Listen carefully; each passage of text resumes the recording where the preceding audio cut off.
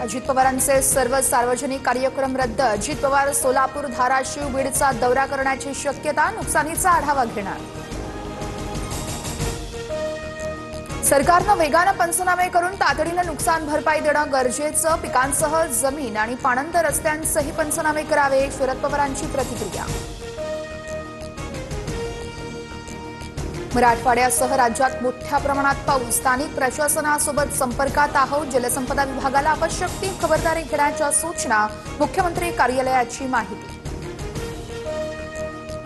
राज्यावर 9 लाख कोटींचं कर्ज। राज्य सरकार मराठवाड्याला किती मदत देतील याची माहिती नाहीये। संजय राऊतांची टीका।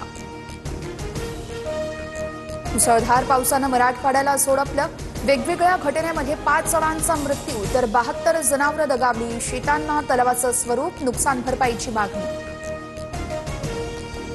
सोलापूरमधील वाकाव गावाला पुराचा वेढा। 2000 पेक्षा अधिक लोक अडकल्याची माहिती। पुरात अडकलेल्यांमध्ये मुलांसह महिलांचा समावेश। सोलापूर जिल्ह्यातील ग्रामीण भागामध्ये शाळांना सुट्टी जाहीर।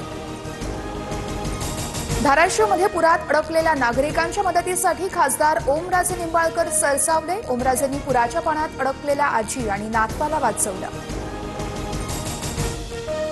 ओला दुष्काळ जाहीर करा। शेतकऱ्यांना सरसकट हेक्टरी 50,000ची मदत करा। योग्य वेळ असल्यानं कर्जमाफीही जाहीर करा। रोहित पवारांची ट्विट करत मागणी।